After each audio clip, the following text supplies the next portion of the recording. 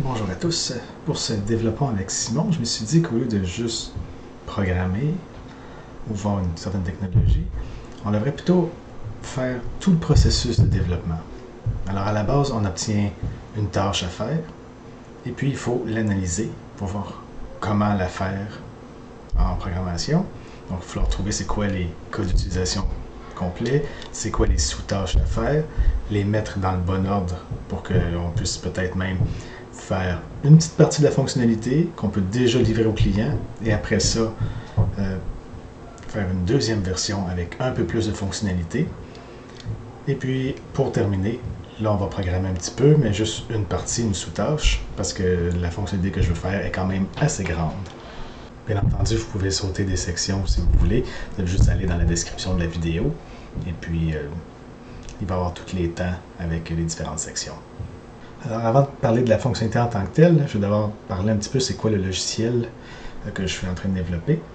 C'est un logiciel qui est présentement, je n'ai pas fait de version disponible et puis je ne l'ai pas encore mis en code source libre directement sur GitHub pour le moment, il est en privé parce qu'il n'y a pas encore assez de fonctionnalités dedans, je vais juste commencer à le faire. Alors, éventuellement, par contre, je veux le mettre open source et puis le mettre disponible à tous. Alors, si vous voyez du code qui vous intéresse, vous pouvez le copier, il n'y a pas de problème. Ça va être de toute façon sous licence MIT, qui est quand même très permissive, justement. Mon application s'appelle Acilia. Et le but, c'est que moi, je fais beaucoup de petits scripts pour m'aider. Et puis, j'ai plein de petites idées de choses à faire, à développer. Puis, là, le gros problème présentement, c'est qu'ils sont un petit peu partout. Donc ça, j'ai des scripts d'un côté, j'ai des petites applications de l'autre côté. Il y en a que c'est fait avec le Vue de Java, puis d'autres c'est en service web ou juste en ligne de commande. Alors là, j'ai vraiment voulu faire un service web qui a une page web, donc un web UI, et puis mettre tous mes petits outils dedans. Et une autre fonctionnalité très importante pour moi, c'est pouvoir faire des tâches sur toutes mes machines. Donc là, par exemple, ici, je suis sur ma machine locale, alors je peux voir les spécifications de ma machine, donc le signal d'exploitation, la carte graphique, le réseau, plein d'informations intéressantes de même. Mais j'aimerais ça aussi pouvoir voir les spécifications de toutes mes machines en même temps. Donc c'est pour ça que là, j'ai fait une section qui s'appelle, oui, je vais mettre en français, machine. Alors là, j'ai mes paires. Présentement, j'ai juste un paire ici. C'est mon portable, parce que je suis en mode de test. Et puis, chaque paire va se connecter entre eux autres. Et puis, pour vous donner des permissions, ben, les paires doivent faire partie... en anglais, c'est un realm. En français, c'est un royaume. Ça a l'air d'une bonne traduction. Je trouve que ça sonne un petit peu bizarre quand même, un royaume. Mais ouais, un realm, c'est royaume en français. Alors, ils vont pouvoir s'inviter dans des espèces de groupes, des royaumes, et donner des permissions. Présentement, il n'y a pas de permission à gérer, mais éventuellement, il va y avoir comme oui, je permets de pour toutes les machines qui sont dans ce royaume-là, de voir mes statistiques, mon CPU, ma mémoire, l'utilisation de la mémoire, voir mes specs, des affaires de même. Sinon, je peux permettre aussi de faire des tâches de gestion quand ça va venir. Peut-être mettre à jour des logiciels à distance, des affaires de même. Puis c'est ça, donc ça c'est ce qui va venir éventuellement, donc ça on peut inviter, ici je peux dire, là j'en ai pas d'autres royaumes, mais si j'en avais d'autres je pourrais l'inviter, là lui il est déjà invité, ils se communiquent ensemble. Puis après ça, si on regarde les outils locaux, donc j'ai déjà fait un truc pour vérifier des URL, donc là j'ai toute une liste de URL, puis à chaque 10 minutes il regarde, éventuellement je veux qu'il m'envoie par courriel quand il y en a un qui marche plus. Et puis sinon aussi, parler, ça c'est que ça... J'écris du texte ici, pour ça je fais générer et jouer. Allô. Donc là ça dit allô. Ensuite je peux télécharger si je veux un MP3. Allô. Puis ça fait juste jouer. Allô. Présentement, ça s'envoie sur Google Cloud, parce que j'ai juste fait celui-là. J'avais déjà le code pour Google Cloud, mais éventuellement j'aimerais ça pouvoir utiliser aussi des générateurs locaux. J'ai vu plusieurs logiciels, j'ai même fait un autre développement avec Simon, juste sur la synthèse vocale. Et puis j'aimerais ça pouvoir les appeler. Donc tout ce que j'ai montré était tout sur Linux par exemple. Puis là je suis sur Windows. Donc le but aussi d'avoir plusieurs machines, c'est que je vais pouvoir éventuellement dire OK, utilise un qui est local, mais qui est sur mon serveur Linux. Donc toutes les données restent à moi. Là présentement, tout ce que j'écris ici, ça s'envoie à Google, mais si je veux que ça reste dans mes machines à moi, je vais pouvoir le faire en utilisant Acilia et des générateurs locaux. Donc ça, éventuellement, il va y avoir d'autres outils. Puis ça va grossir. Puis quand ça va être assez intéressant, là, je vais le rendre disponible à tout le monde. Là, présentement, même la page d'accueil, c'est un to-do à faire. Alors ça, c'était l'aperçu de Acilia, l'état qui est présentement. Puis ce que ça utilise comme technologie, en arrière pour le service web, c'est du Java. Donc si je m'en viens ici, on peut le voir, c'est le programme Java qui utilise Spring pour démarrer. Pour l'interface graphique, le UI, ça j'utilise React.js. Et puis comme base de données, étant donné que c'est tout local, ce que je fais, c'est que j'utilise, je l'ai ici, Gradle.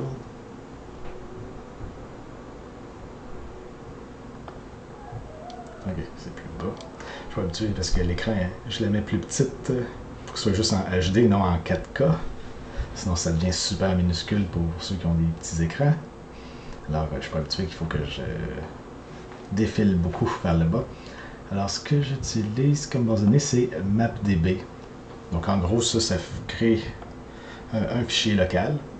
Et puis, toutes les entités à l'intérieur, ça peut être une liste ou bien une map. Moi, j'utilise une map parce que c'est tout le temps ID avec quelque chose.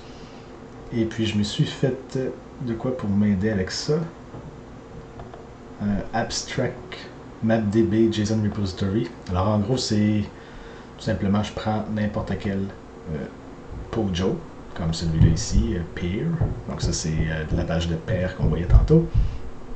Et puis, je fais que il est en MapDB JSON Repository et automatiquement, lui, il va sérialiser en JSON et il va l'enregistrer dans la map en texte.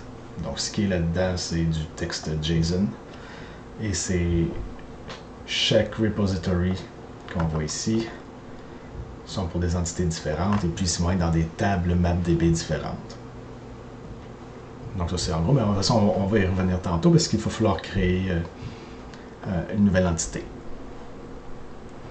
Donc ça c'est vraiment l'aperçu du logiciel tel qu'il est maintenant. Bon, maintenant, pour la fonctionnalité que je voudrais créer pour Acilia, c'est que j'ai plusieurs machines qui sont connectées ensemble. Chaque machine peut avoir des services qu'elles exposent. Par exemple, localement sur mon ordinateur, j'ai Synctin. Ça, c'est un programme pour synchroniser des données entre toutes mes machines. Donc ça, c'est juste local et je n'ai pas accès à distance. Mais si je suis à distance et que j'aimerais ça y accéder, ça devient compliqué. Donc ça, c'est un. Il y a aussi, par exemple, Plex, qui est un programme pour streamer des vidéos. Donc ça, j'ai ça sur mon serveur. J'aimerais ça, quand je suis à l'extérieur de chez moi, pouvoir y accéder facilement. Ensuite, il y a aussi sur mon serveur, j'ai un service SSH. Bon, j'ai pas de service FTP, mais ça, je vais le mettre pareil, étant donné qu'il y en a qui utilisent ça. Et puis, un truc que j'utilise vraiment, par contre, c'est les connexions à distance Windows. Donc, je suis, par exemple, dans le train, je m'en vais vers mon travail, et puis je veux me connecter sur mon ordinateur à distance parce que mon ordinateur de bureau, il est plus puissant que mon portable. Et aussi, si je viens de télécharger des librairies, je ne veux pas utiliser toutes mes données de cellulaire. Alors, je préfère travailler à distance. Donc là, présentement, c'est fait en se connectant à mon VPN sur mon serveur, et après ça, je peux me connecter à mon ordinateur. Une autre façon de faire, ce serait d'exposer mon service de connexion à distance Windows sur mon routeur, puis que là, sur Internet, les gens le voient, puis ils pourraient essayer de le pirater, donc ça ne me tente pas, je veux que ça reste plus à l'interne. Donc, c'est en utilisant Acilia, ce que je voudrais, c'est que sur mon ordinateur local, il découvre qu'il y a les connexions à distance Windows qui peuvent rentrer. Et puis qu'après ça, éventuellement, à partir d'une autre machine, je peux voir ces services-là et me connecter dessus et que ça fasse une passerelle encryptée, donc sécurisée.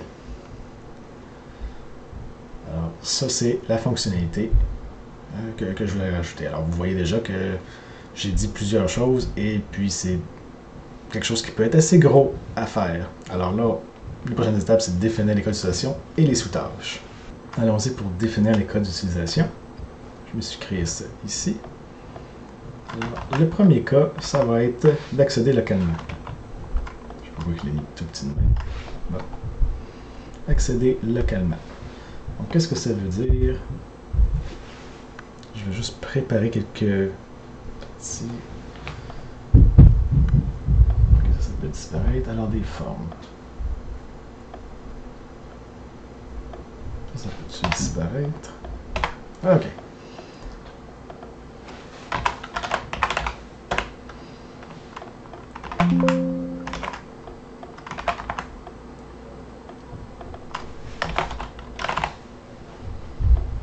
Parfait. Donc ça va être comme mon réseau local.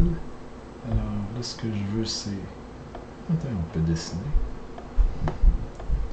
Voilà, ça c'est chez moi. Donc, le LAN. Là ensuite, par exemple, si je suis sur Internet, dans le train, donc ça je passe par l'Internet, ça me prend juste... Ah oui, je vais juste copier ça.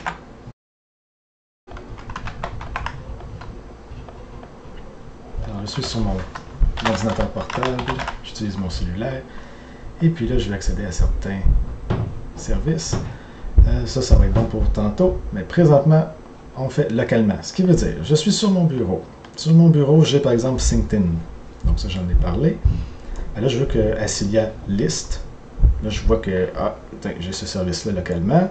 Puis, au lieu d'avoir un favori ici, ben, tout simplement, je vais cliquer, je vais aller voir Synctin, qui est local. Puis ça va m'ouvrir ce tab-là. Parce qu'il sait que c'est HTTP, puis ça, il va dessus. Donc ça, c'est le cas le plus simple. Tout est local à 100%. OK. Donc, si je peux faire... Oui, je vais juste le dessiner. Donc, la connexion de moi à moi. Bon. On va copier ça. Puis, comme c'est juste local, je vais effacer tout le restant.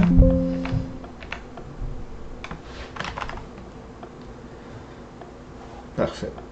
Là, ensuite, le deuxième cas qui est un petit peu plus compliqué, mais qui sert un peu plus quand même. Qu'est-ce que je viens de décrire? Local. Puisque localement, on peut toujours faire justement un favori, comme je l'ai dit. Alors, proxy direct. Portable, bureau. Bon, qu'est-ce que je veux dire par proxy? C'est que Acilia roule sur les deux machines. Je vais mettre un petit A pour Acilia.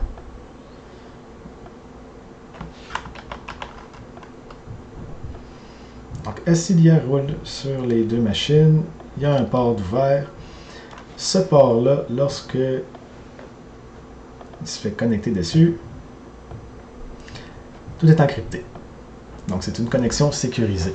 C'est encrypté parce que chaque paire a une paire de clés privées et publiques. Et puis, il y a une poignée de main au démarrage qui fait en sorte qu'ils s'échangent les clés publiques et qui s'envoie une clé d'encryption symétrique. Bon, c'est beaucoup de détails, mais en gros, à la fin, c'est encrypté. Donc là, on dit proxy direct parce que ce que ça va faire, c'est que le service n'est pas sur mon portable. Hein. Le service, par exemple, si on prend connexion à distance, il est ici. Donc, est-ce que je peux rajouter du texte facile? Je ne vais pas écrire à la main. Insertion, texte, il n'y a pas de texte. Zone de texte. Ok, on va essayer ça. Donc, je vais l'appeler RDP. Ça, c'est Remote Desktop Protocol. Fait que souvent, Windows, on l'appelle de même. Donc, RDP, il roule ici. J'ai Acilia qui roule ici. Et puis, normalement, ce qu'on devrait faire, ça serait été directement là.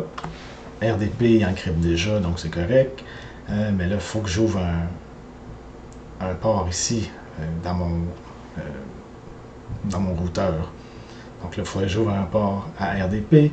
Si j'ai d'autres services, il faut que j'ouvre un port pour chacun. Il faut être sûr que chacun encrypte. Il faut être sûr que chacun est sécurisé avec un nom de certain mot de passe. Et il faut être sûr que chacun sont à jour pour qu'il n'y ait pas de problème. Alors, c'est plus simple s'il y a juste un port ouvert. Alors, on ouvre juste Acilia. Donc, de mon ordinateur portable, on ouvre un proxy. On va copier ça. Proxy. Ok, ça va l'ouvrir sur n'importe quel port. Donc, mettons le port 1, 2, 3, 4. Et puis, la façon que ça va se faire, c'est que je vais ouvrir mon programme de RDP. Quelle couleur je vais choisir? Bon, mettons ma jaune. Je ne veux pas que ça fasse comme peur, mais bon, ça va être jaune. Donc, mon programme, je l'ouvre. Il se connecte ici. Ça, c'est un programme qui roule, c'est dans mon Acilia. Donc, c'est Acilia qui expose le port 1, 2, 3, 4. Donc, ça va dans Acilia. Lui, il est connecté au père. Il faut qu'il sache c'est quoi le père à se connecter à. Et après ça, il envoie l'information ici. Lui, ici, il va ouvrir une connexion qui se connecte à RDP. Et puis là, toute l'information qui se transige d'un bord puis de l'autre, ça va remonter. Et c'est toujours encrypté par ça. Donc ça, c'est un proxy parce que... Bon, c'est un proxy parce que ça passe de là à là. Donc j'ai ouvert un nouveau port. En se connectant dessus, ça passe par le proxy. Et c'est un proxy direct parce qu'il va directement à la machine qui a le service d'exposé. Donc ça, c'est un cas quand même simple de base. Et puis, ça, c'est le deuxième cas. Le troisième cas est un peu plus complexe. Donc ça, c'est un proxy indirect.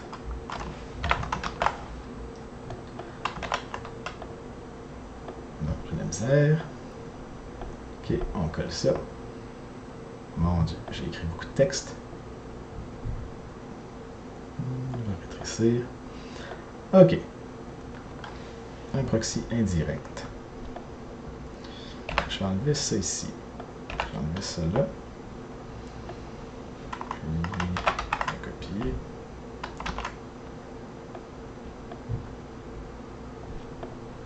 Ok. Donc là, j'ai toujours mon service RDP qui roule sur mon bureau. Je veux y accéder. On crée un proxy local encore.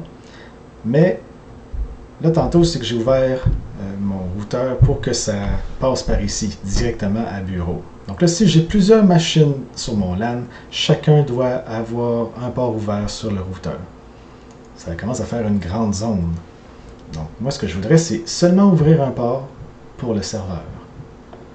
Donc dans ce cas-là, il faut que la connexion se fasse avec le serveur. Puis le serveur va directement envoyer... Oui, je vais reprendre du jaune parce que c'est ça que j'avais fait tantôt. Donc, c'est quand on était ici, de Acilia, ça allait au RDP. Donc là, de Acilia, ça s'en va au RDP ici. Donc là, ce que je dis ici, c'est que c'est pas crypté sous le dernier bout parce que la flèche jaune, ben là, c'est plus dans Acilia. Là, c'est vraiment comme il se connecte au service. Comme je dis tantôt, RDP, c'est déjà encrypté, donc ça, c'est correct, mais il y a d'autres applications qui peut-être ne sont pas encryptées. Alors là, il faut faire attention, est-ce qu'on veut vraiment que ce soit fait, mais comme c'est local, normalement, ça ne devrait pas être un problème, mais il faut penser côté sécurité. Donc là, ce qui est le plus sécure, ça va être le prochain. Donc ça, c'est le proxy direct avec relais interne. Inquiétez-vous pas, ça s'en vient une écriture ici. Ça s'appelle lâcher. Bon, voilà. Alors, coller. Ok, oui, j'ai pas les bons chiffres, là. Ça, c'est 4. C'est le quatrième cas. Voilà. Donc, là, on parle d'un proxy direct avec relais interne. Donc, on passe de portable on s'en va à serveur, qu'on s'en va en bureau. Donc ce qui change ici, c'est que on n'a pas du serveur à RDP directement. Ce qu'on veut faire, c'est continuer avec Acilia. Donc Acilia ici, lui, il est connecté là-dessus. Portable ne peut pas se connecter à bureau parce que c'est pas ouvert. Si c'était ouvert, let's go, on va direct. Là. Ça, c'est justement le cas numéro 2 qui est beaucoup plus simple. Mais là, ce qu'on fait, c'est qu'on fait un relais. Donc, le serveur sert de relais entre les deux machines. Et pour finir, on a Acilia qui s'en va au Remote Desktop. Donc là, toutes les données passent par là. Normalement, on peut considérer que c'est quand même rapide, hein, parce que le point le plus lent, c'est l'Internet lui-même, qui est ici. Alors, une fois rendu sur le LAN, ça va quand même rapidement les données entre les différentes machines. Donc, ça ne devrait pas paraître qu'on fait un relais à l'intérieur. Mais ça, c'est un cas beaucoup plus complexe parce que là, il faut aussi rajouter une fonctionnalité de relais. Donc, on repasse rapidement dans tous les cas. Accéder localement, donc c'est juste pour avoir comme des favoris locaux dans Acilia. Un proxy direct, c'est qu'on se connecte directement à la machine quel service qu'on veut. Et puis Acilia se connecte sur le service. Proxy indirect, c'est qu'on passe par une autre machine qui a aussi Acilia. Puis de celle-là, ça s'en va sur un service sur une autre machine, mais sans passer par Acilia. Parce que peut-être aussi qu'il y aurait des machines qui ont des services exposés, mais que c'est pas, il n'y a pas Acilia qui va rouler dessus. Donc, ça serait aussi un autre cas d'utilisation. Moi, on ne va pas la rajouter, mais bon, on voit que ça peut facilement grossir. Et le dernier cas, c'est avec un relais interne. Donc, une instance Acilia qui peut relayer les données. Et puis, après ça, se connecter au service qu'on veut accéder. Donc ça, c'est les 4 gros cas d'utilisation qu'on veut couvrir. La prochaine étape, c'est de définir les sous-tâches à faire et puis choisir l'ordre dans lequel on va l'exécuter. Alors, si j'ai mes cas d'utilisation à gauche et puis mes sous-tâches que je veux créer à droite. Bon, pour commencer, pour accéder à des services, il faut d'abord savoir quel service on veut. Alors, il faut pouvoir lister les services. Mais avant de pouvoir les lister, il faut découvrir les services. Ou les ajouter à la main. Alors, on pourrait très bien faire que la première version, on rentre manuellement chaque service, mais moi, c'est pas ça que je vais faire. Je vais faire d'abord découvrir les services parce que il y en a certains que je veux comme définir d'avance. Alors, moi, je vais faire qu'on les découvre. Puis ça va être ça la tâche qu'on va faire tantôt. Ça va être de scanner localement les services. Ça va être quand même plus le fun que juste, OK, il y a un bouton créer, puis on donne la liste. Donc, on les découvre. Après ça, on peut les lister. Après ça, bon, ben là, ça, c'est tout local. Maintenant, si on veut accéder à quelque chose d'autre, il faudrait que les machines se passent l'information. Donc, envoyer la liste de services aux pairs. Comme ça, les pairs peuvent savoir quelle autre machine a quoi. Ensuite, là, on veut faire un proxy. Donc là, il faudrait un système de proxy. Puis ça inclut il faudrait un port local. Qu'on voit ici. Ensuite, il faut pouvoir passer l'information, donc transférer les données. Enfin, avant ça, il faut pouvoir, à l'autre bout, on va le mettre ensemble, ouvrir un port local. Ouais, c'est ça. OK. On ouvre un port local, on reçoit une connexion.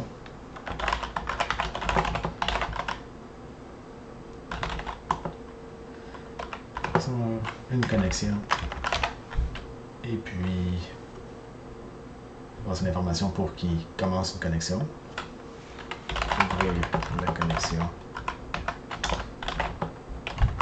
à distance. Après, une fois que c'est fait, ben là, transférer les données dans les deux sens. Et puis à la fin, c'est fermeture de la connexion. Fermeture de la connexion. D'un côté ou de l'autre. C'est important parce que ici, moi, je vais avoir mon client de Remote Desktop. Lui, il pourrait couper la connexion. Mais il y a aussi de l'autre côté, le service RDP, il pourrait aussi couper la connexion. Dire par exemple, bon, le mot de passe n'est pas bon, bye bye. Donc, il faut pouvoir gérer les deux cas. Si on continue, il reste le proxy direct avec relais interne. Donc là, c'est pouvoir relayer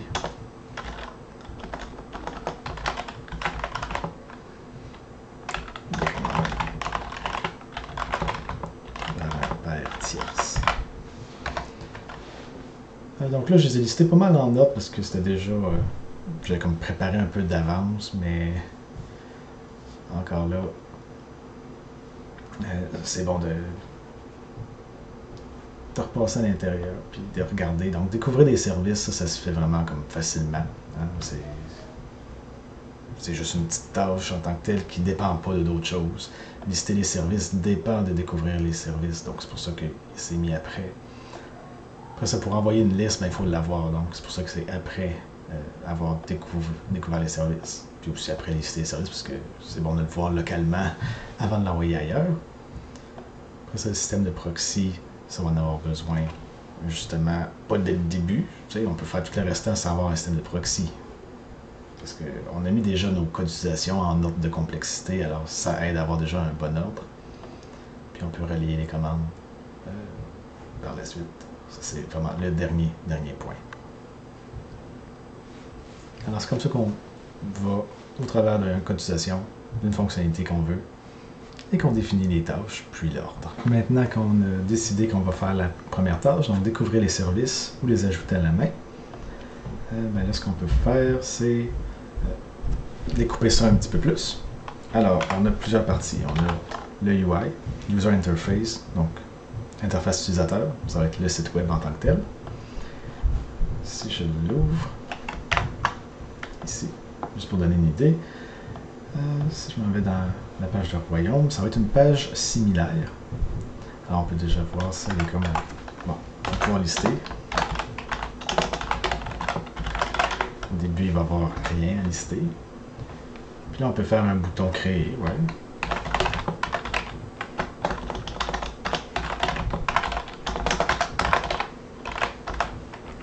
Ça, c'est pour les ajouter à la main. Ça, comme j'ai dit, ça ne m'intéresse pas trop pour l'instant. Donc, moi, ce qui m'intéresserait plutôt serait un bouton découvrir les services communs. Donc, quelques services qu'on veut déjà définir. Donc, je pourrais dire, mettons, SSH, FTP, RDP, Remote Desktop, est-ce qu'il y a des syncing? Je pense que ça pourrait être bon pour un premier coup, parce que ça va être juste d'en rajouter d'autres, donc c'est quand même rapide. Là, si on découvre plusieurs... Ah, c'est vrai, je voulais aussi Plex, oui, Plex. Donc là, il en découvre plusieurs. Et puis, mettons qu'il y en a un que je ne veux pas exposer. Donc là, je veux un bouton effacer, comme lui ici.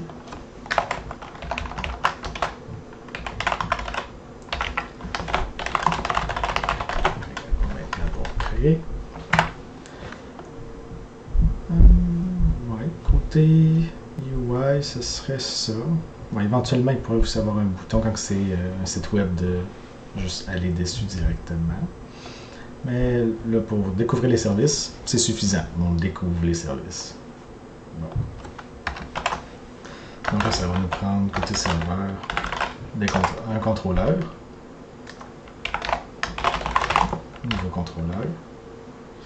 Avec lister, découvrir, effacer. Parfait. Là, ça nous prend justement dans une base de données une nouvelle entité.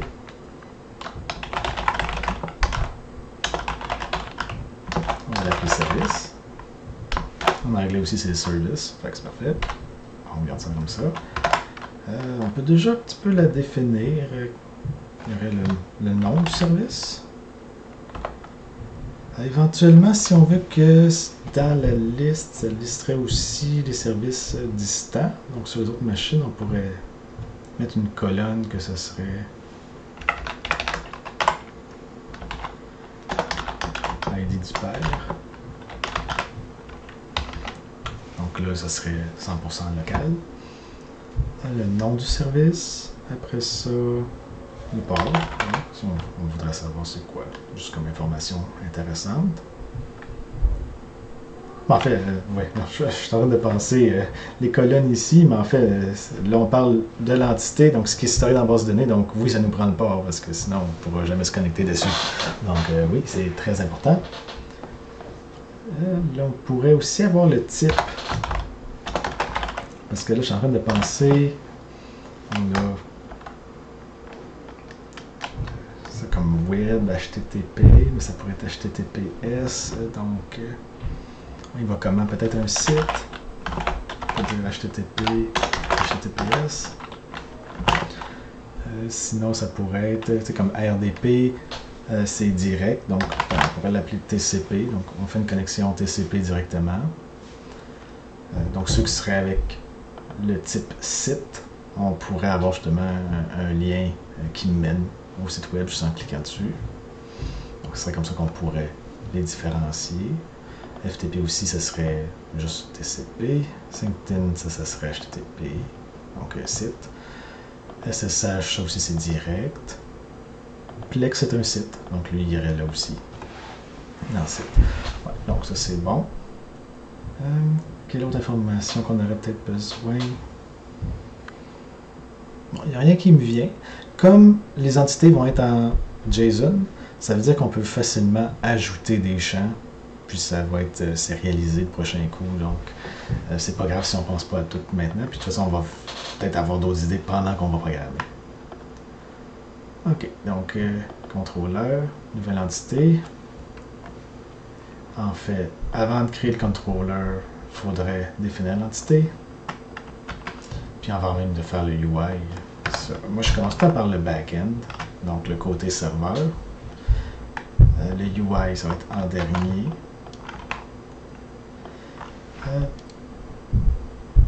Puis en même temps de créer le controller, on peut créer le gestionnaire qui va faire les actions. Parce que d'habitude, le controller, on essaie de le laisser le plus léger possible. Le but étant que ça définit les appels, comme qu'est-ce qui vient en entrée, qu'est-ce qui va en sortie, mais toute la logique s'en va dans un gestionnaire, un service. On peut choisir des noms différents, mais dans ce cas-ci, je l'appelle manager, donc un gestionnaire. C'est pour ça que j'ai mis ça comme nom. Puis le nouveau gestionnaire, ben, il va refaire ça, donc c'est pour ça que je ne liste pas toutes les informations. Bon, donc je pense qu'on peut commencer avec ça. Allons-y. Je vais d'abord fermer l'application. Et puis je vais créer le nouveau type. Donc le présentement, moi je suis dans justement le répertoire des packages de données. Alors, peer, ça c'est un exemple ici. Alors, je vais le copier. Il dit que ça s'appellerait service. Donc là, si je regarde, qu'est-ce que ça étend?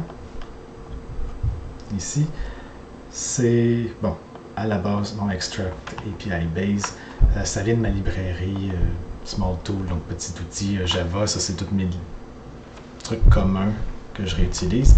Puis en soi, tout ce qu'il y a dedans, c'est juste quelques annotations pour vous dire comment sérialiser le JSON. Donc, ce que je veux, c'est, par exemple, si jamais j'efface un champ, parce que là, ça, on peut le modifier, là, le schéma. Si éventuellement, il y a un champ que je ne veux plus, bien là, je vais pouvoir l'effacer. Mais là, ce qui est dans la base de données existe déjà. Donc là, quand il va vouloir désérialiser, bien là, le champ n'existera pas. Donc là, il va dire « Hey, il y a un champ qui n'existe pas sur la classe Java, donc je plante. » Moi, je dis « Non, non, ignore-le. » Puis là, à la prochaine sauvegarde, quand il va sérialiser, il ne mettra pas ce champ-là, puis ça va être mis à jour de même. Donc ça, c'est pour pas que ça plante. Ensuite, inclure les noms vides, non nuls.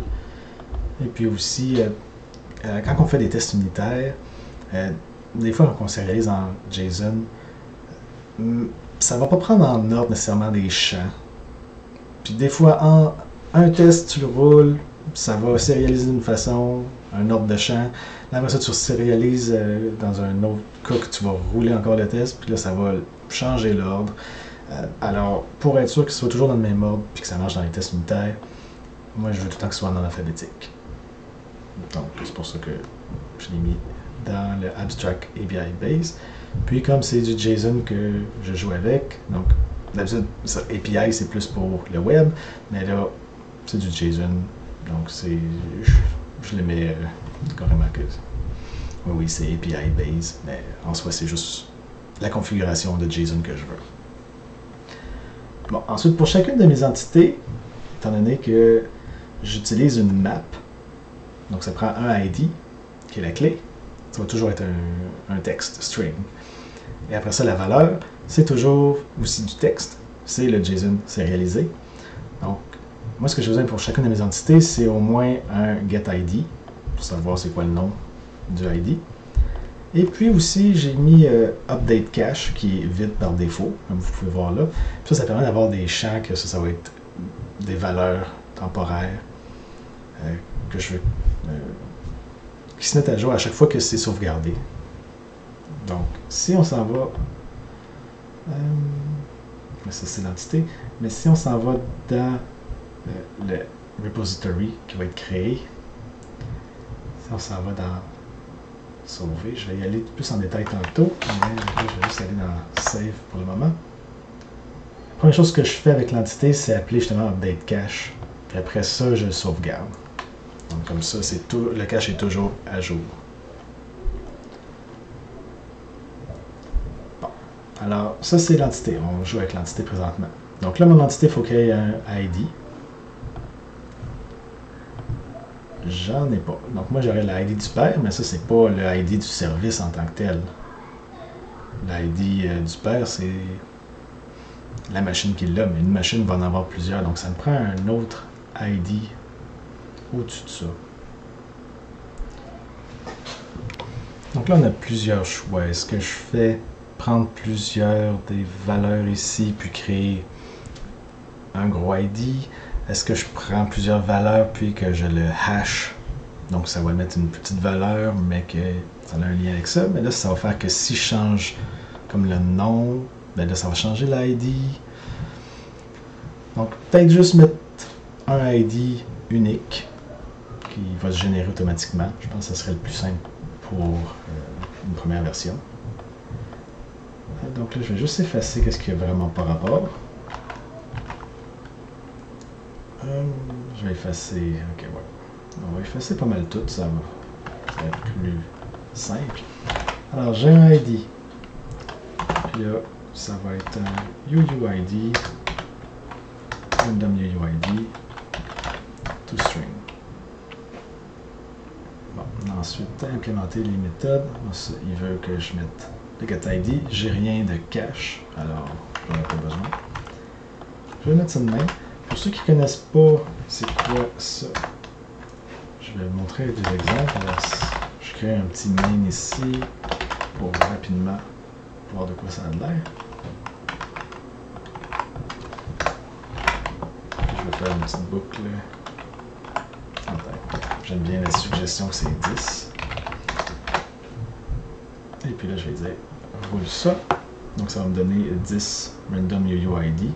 Je suis sûr que vous avez déjà vu ça, ce genre d'ID là, c'est commun.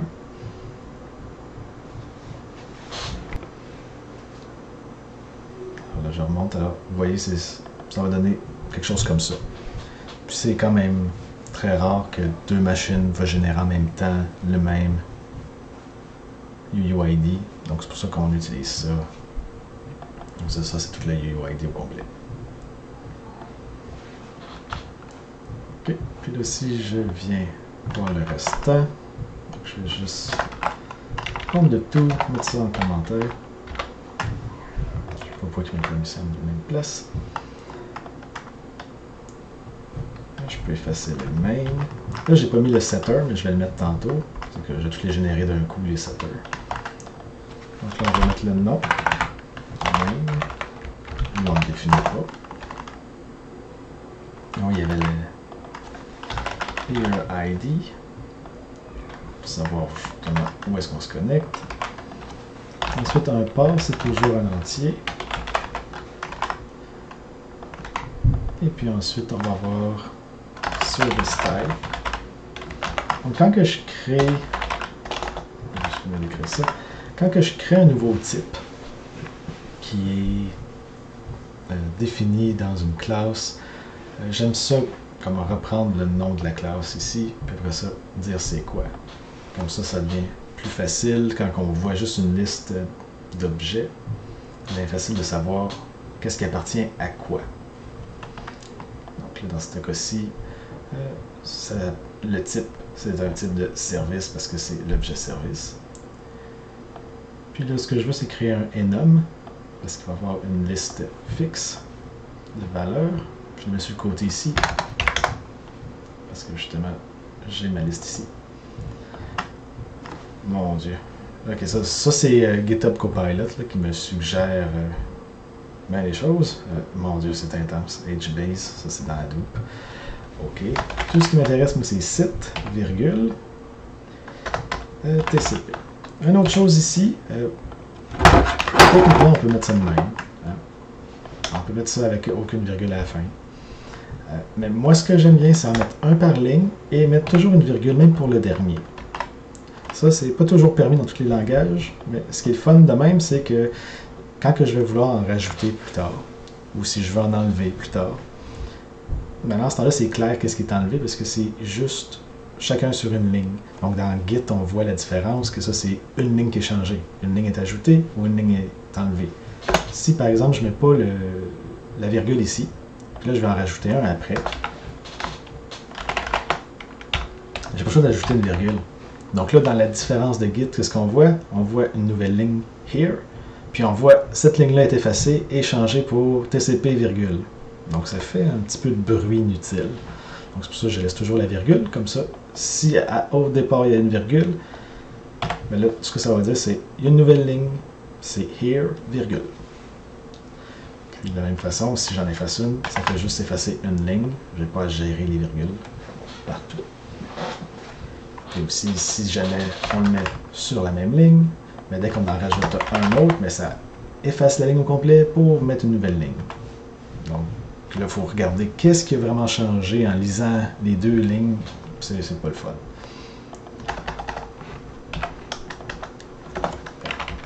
Okay. Ça, c'est un petit exemple de ce que j'aime bien faire avec les enums. Donc là, c'est ce qu'on a pour l'instant. Je peux fermer ça. Celui-ci. Et puis là, il faut générer les getter et setter. Alors, dans IntelliJ, je fais générer ici. Donc, clic droit, générer, getter and setters. Je sélectionne tout. OK. Et puis voilà, mon objet est créé. J'aime ça aussi mettre un espace à la fin, une ligne de plus plutôt. Donc ça, c'est mon entité. Est-ce que j'ai écrit d'autres choses? OK. Ouais, ça. L'entité est créée. On va l'effacer. Mais là, c'est pas tout. C'est pour pouvoir interagir avec cette entité-là, la sauvegarder en base de données. Donc là, ce que ça prend, c'est un repository. On commence par l'interface. Alors, service repository. Là, j'enlève ça. Ça, c'est des... comme vous pouvez voir, c'est des méthodes spécifiques pour essayer de chercher d'autres informations dans les peers. Mais là, pour service, on commence vide. Là, je lui dis, je veux que ça store service. Puis, qu'est-ce que ça me donne, ça, en tant que tel? C'est que ça, pour que ce soit un MapDB JSON repository de n'importe quel type, là, ça me donne un truc pour faire des streams, donc streamer tous les items qui sont déjà storés. Ça, c'est les streamer, puis pouvoir les mettre à jour.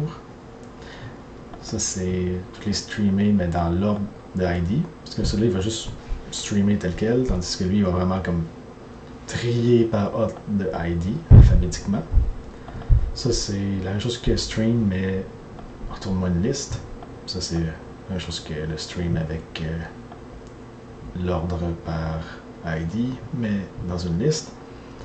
On a la sauvegarde, l'effacement avec l'ID, trouver un item par ID, c'est nul si l'item n'existe pas, puisque c'est comme une map, donc une map quand on fait un get avec une clé qui n'existe pas, ben ça retourne un nul, donc c'est le même concept ici.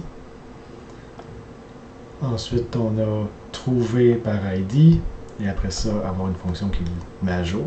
Le but de ça, celui-là et celui-là, c'est d'aller plus rapidement. Au lieu de faire obtenir l'objet, le modifier, appeler save, ben là on fait juste, dans ce cas-ci, on a une ID, ça nous retourne un consumer qui a l'entité, donc dans ce cas-ci, ce serait le service, puis là on fait juste comme éditer le service, c'est tout. On ne fait pas de sauvegarde. Dès que ça sort, ça va sauvegarder automatiquement. Ça, je vais le montrer tantôt, justement. Et puis, voir après ça, content by ID, donc voir est-ce que ça existe ou non. Tout ce qui est là, probablement, c'est dans mon programme Acilia, mais éventuellement, je voudrais le mettre dans mes small tools. Donc, ça, c'est la librairie que j'ai parlé tantôt. Puis, ça, c'est déjà public, c'est déjà libre de droit. Donc, c'est déjà utilisable. C'est juste que là, je vais rajouter le mapdb JSON. Puis là, on a créé donc l'interface. Maintenant, il faut créer le service. Alors, on est parti de peer, alors on va continuer avec ça. Donc, peer repository implementation, ça c'est la classe. Les services. Donc, on a le service. Service. Les relations, c'est le service. L'indice qui ne connaît pas. Oh oui! Ah, non, c'est encore pire. On voit ici la notation au service de Spring. Donc là, ici, j'ai besoin de le mettre au complet.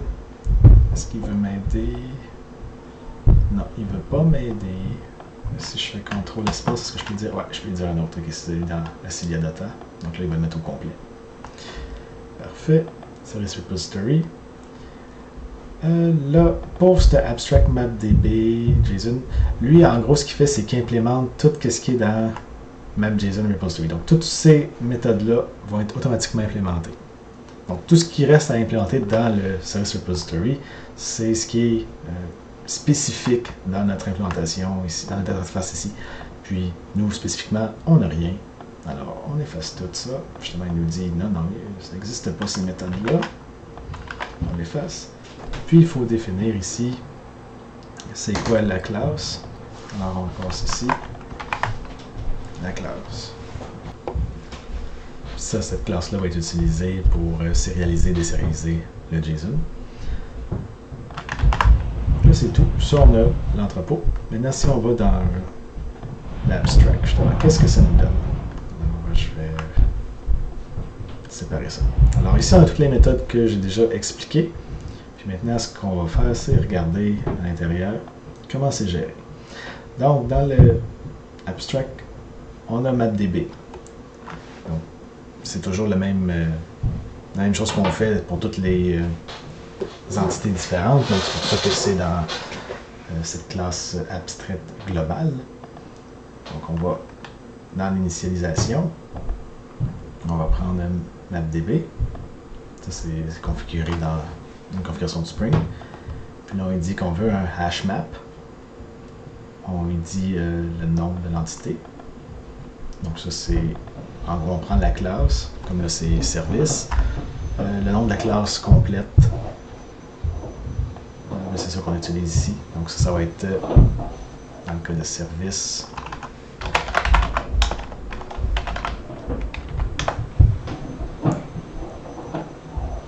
comme Foilen Acilia Data Service. Donc ça va être le nom de la table dans la base de données locale. Ensuite, on dit qu'est-ce qu'on veut comme sérialiseur. Donc, on veut juste du texte. Du texte. Ça, on va gérer la sérialisation. Donc là, on dit créer la table ou ouvre-la si elle existe déjà. Donc la première fois que ça va démarrer, ben, ça va la créer.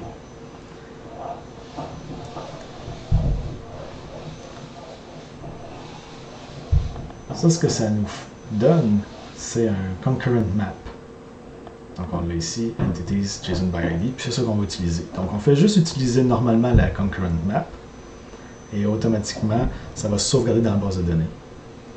Par contre, il y a un petit truc ici, c'est que dans la configuration du MapDB, je n'avais pas le choix d'aller dans le Spring config. Donc la façon que je crée mon MapDB, j'utilise le DBmaker, j'ai dit le nom du fichier. Pour ça, j'ai dit que je vais activer les transactions parce que au début, je ne l'avais pas activé. Puis, quand je fermais le programme, s'il est fermé correctement, Destroy est appelé, donc je ferme mon MapDB. Si le programme n'est pas fermé comme il faut, donc mettons il manque d'électricité ou bien selon la façon qu'on stop, si on kill le processus, puis tout, si ça ne roule pas ça, le close, il ne voudra plus redémarrer. Dès qu'on va le démarrer, il va dire que c'est peut-être corrompu, vous devriez utiliser les transactions. Donc c'est ça. Je lui ai dit, OK, on active les transactions. Par contre, ce que ça fait, c'est que chaque fois que je change des choses dans cette map-là, il faut que je fasse un commit. Donc, par exemple, si je vais dans Save, donc là j'ai l'entité, je la pote dans la map, je dois faire un commit.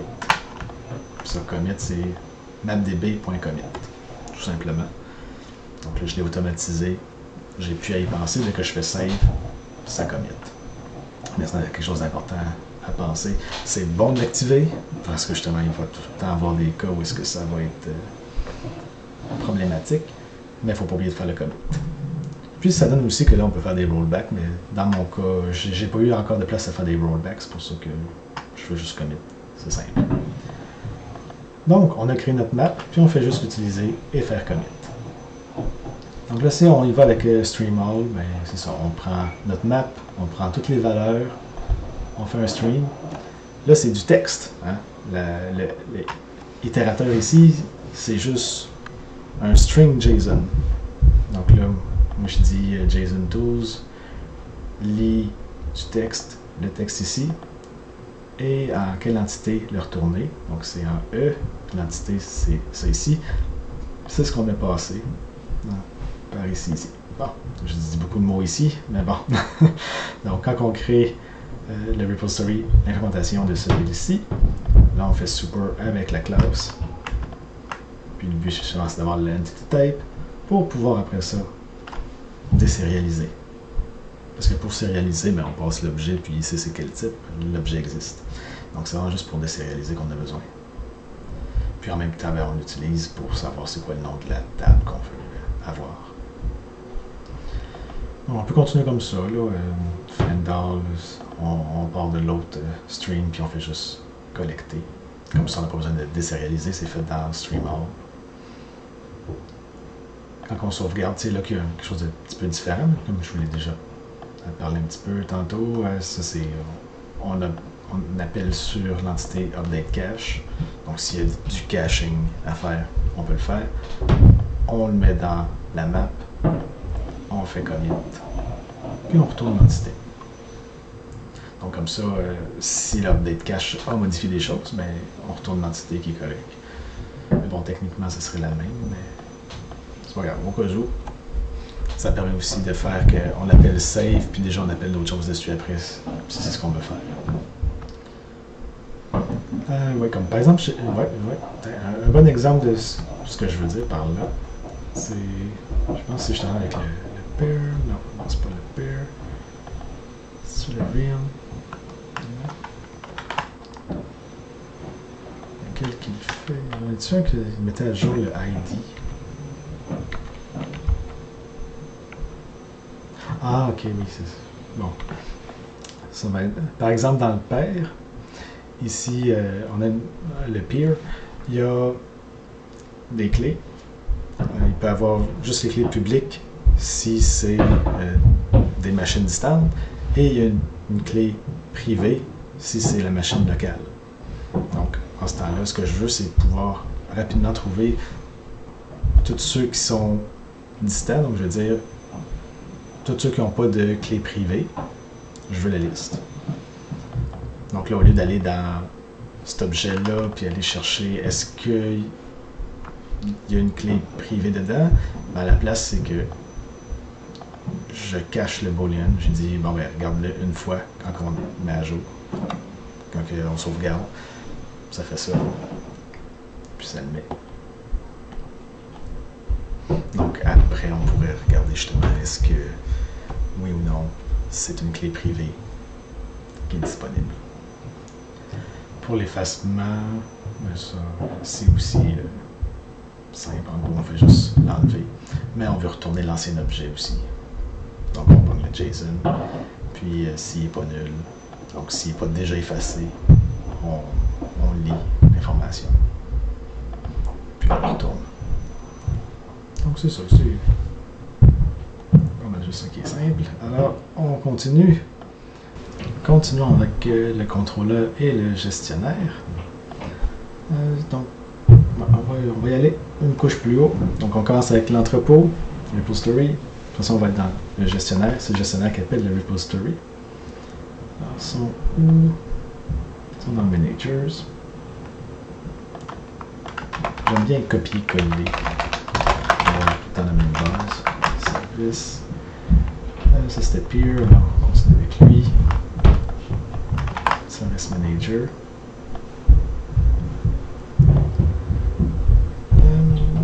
Ouais.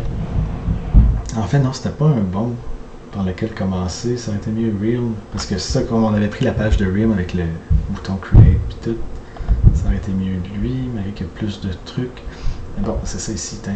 On va prendre juste ça. Donc là, on a l'implémentation. L'implémentation ici. Je vais tout effacer. De toute façon, c'est pas bon. Service Repository, donc l'interface. Voilà. Puis là, je pourrais déjà dire créer des informations de base, mais c'est pas ça que je veux faire parce que c'est pas bon. Donc, Realm List Result. C'est ce qu'on veut retourner au UI. Alors, je vais aller dans cette section-là ici. Puis, la raison pour laquelle je ne retourne pas un service directement. Bon, je vais d'abord en créer un pour le service. Juste pour que ce soit clair que c'est ce qu'on fait ici.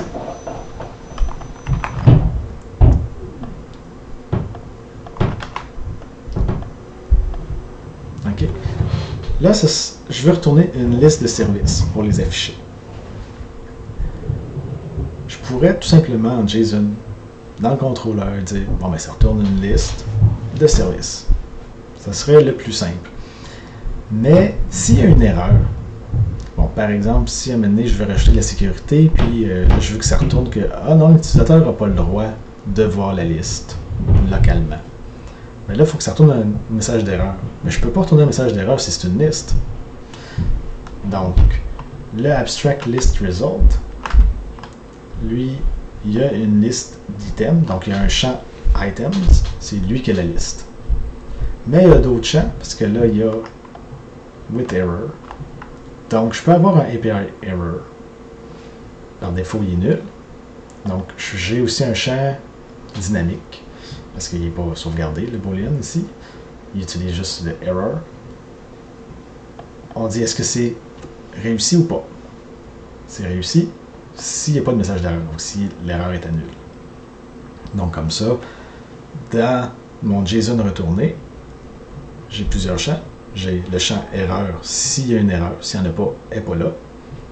J'ai le champ is success, ou plutôt juste success, qui va être vrai si justement il n'y a pas d'erreur, puis ça va être faux s'il y a une erreur. Et j'ai le champ items, qui est ici, avec ma liste d'items. Donc comme ça, j'ai toujours une possibilité d'envoyer des messages au UI, des messages d'erreur, tout en permettant aussi d'envoyer ma liste de services que je veux. Donc c'est pour ça que je l'ai wrappé à l'intérieur. Donc là, si je retourne dans mon service manager que j'ai fermé. Là, le find all, ça me retourne tous les services.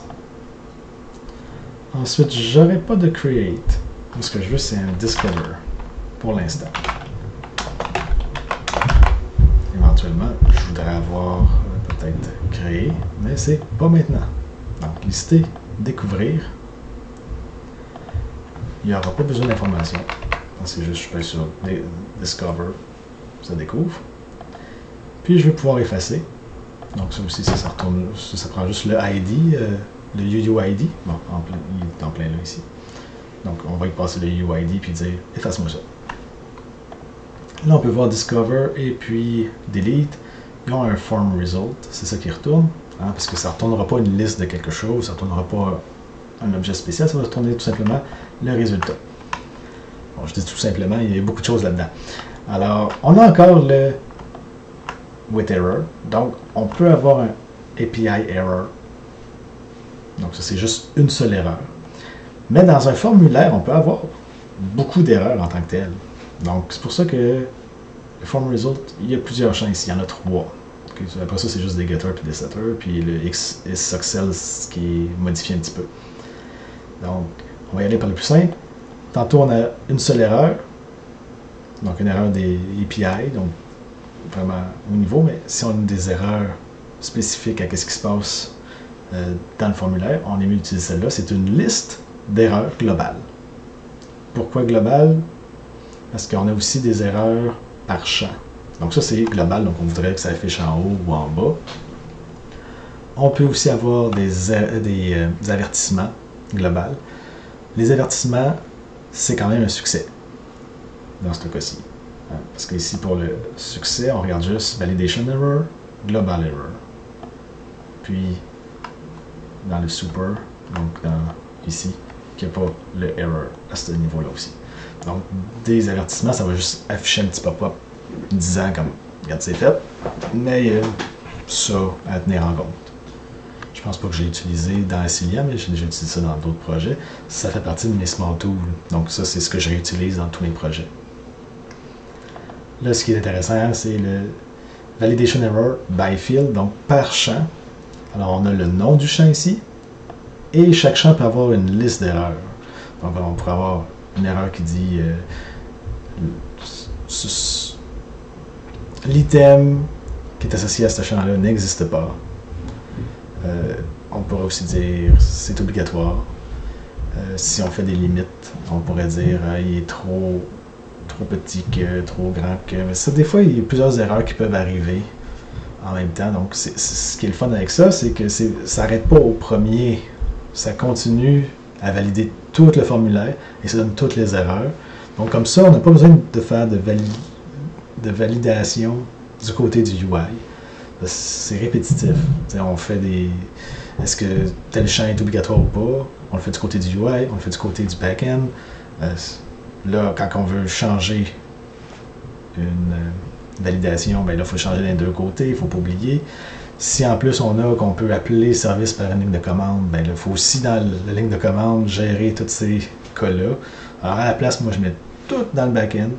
J'envoie ce que l'utilisateur veut envoyer, même s'il y a des champs qui sont pas bons puis tout, c'est pas grave, on envoie tout ça au back-end. Le back-end va dire ce qui est bon, qu'est-ce qui est pas bon, voici les erreurs.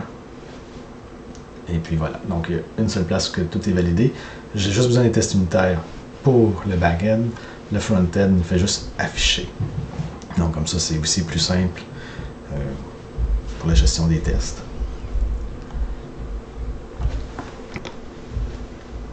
OK. Donc là, dans l'implémentation, on peut dire Implement Method. Là, ça fait de quoi de base.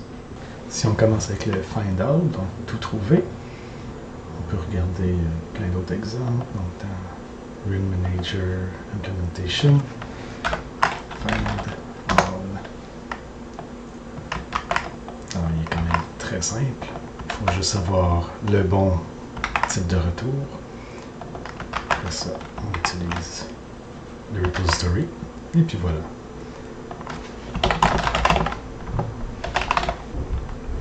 Ça, je vais le faire en dernier parce que c'est celui-là qui va scanner un petit peu.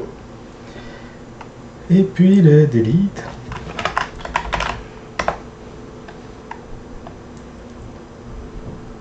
Oui, le voyez est un petit peu spécial. Alors, je vais juste fermer le restant. En gros, on a le résultat. On essaie de l'effacer. Si c'est égal à nul, l'ancien, ça retourne toujours l'ancien. En ce temps-là, on peut faire un avertissement pour dire que le service n'existait déjà pas. Ensuite, ça, j'ai pas besoin de ça. C'était un cas spécial pour les royaumes. Donc, on fait juste retourner ça. Donc, en gros, on a l'action ici. Et c'est tout. Parfait. Alors là, c'est là qu'on va s'amuser.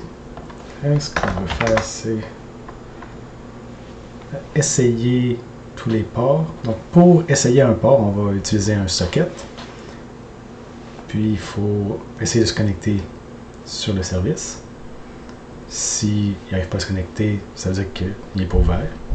Puis, s'il arrive à se connecter, donc c'est ouvert. Et puis là, on peut l'ajouter à la liste. Donc, comment est-ce que je pourrais faire ça pour pouvoir, en gros, lister d'une façon générique, voici le port à scanner, voici le service que c'est. Puis après ça, on garde juste ceux qui ont fonctionné. Donc en fait, peut-être que je pourrais tout simplement commencer à créer tous les services et garder juste ceux qui arrivent à se connecter. Ça ferait du sens. Le peer ID est toujours local, alors je vais laisser un nul quand c'est local.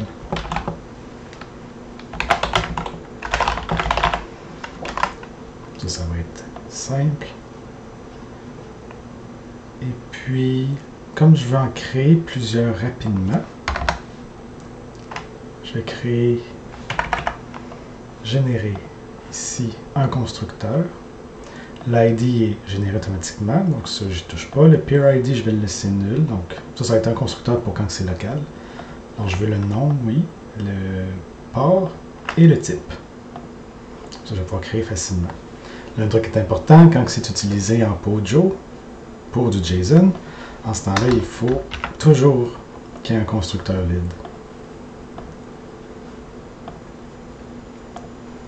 Ça, c'est parce que le désérialiseur va toujours créer une instance vide et ensuite appeler toutes les setters dessus. On peut faire un list of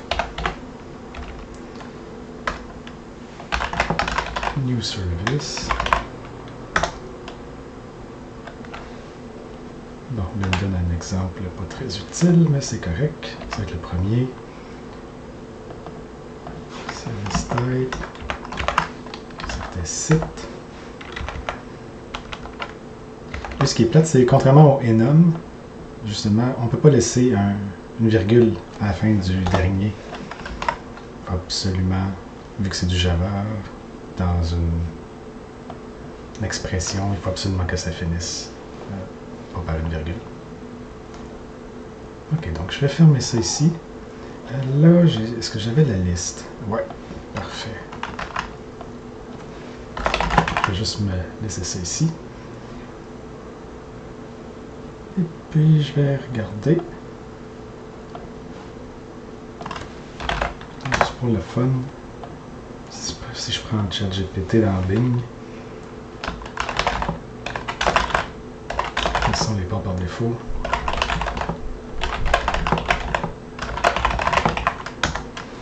Quels sont les ports par défaut pour ces services-là?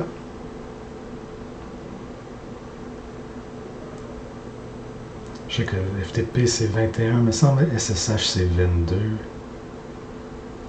Ouais, SSH c'est 22, FTP 21, c'est bon. Syncting, c'est pas vrai. Syncting c'est 8.3, 8.4. Ok, donc je vais commencer par celui-là, Syncting. Ah, il faut toujours vérifier qu'est-ce que ça dit. Ah oui, c'est juste un site web.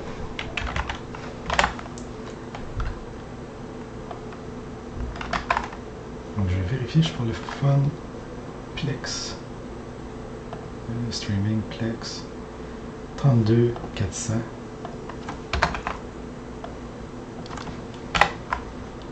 32 407. C'est même pas valide comme port, ça n'a pas de sens. Mais c'est pas ça qu'il avait écrit. Ah non, c'est ça, c'est que ça c'est 7. Ok. C'est pour ça. Mais c'est pas bon non plus. Ouais, ça pour Syncthing, ça c'était pas bon. Voilà. Plex 32 400. 32 400. C'est bon. Ok. Alors allons-y en ordre d'alphabétique. C'est Plex, encore un site web. Je mets ma virgule.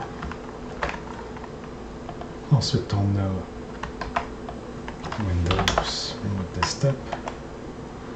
Il même perdu. Il me l'a suggéré. On enlève ça, on enlève ça.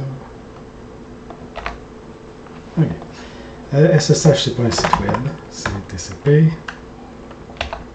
Ensuite, on a FTP. 21, parfait. Puis là, il y a juste le Remote Desktop. Bon, il ne le suggère pas.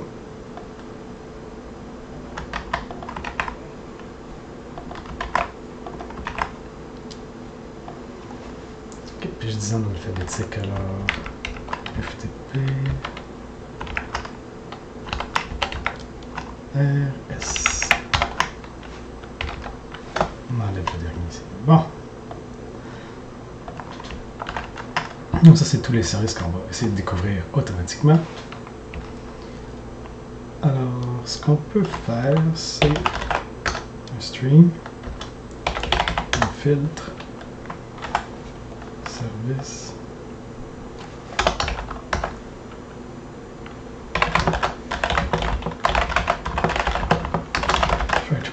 Essayer de connecter avec un socket. Ok, je ne sais pas qui me suggère de le tourner vrai tout le temps. Bon, c'est dommage. Ok, on va le faire. Oh! Voilà. Bon, ça a plus d'allure. Ok, je peux enlever. Je le nom du package.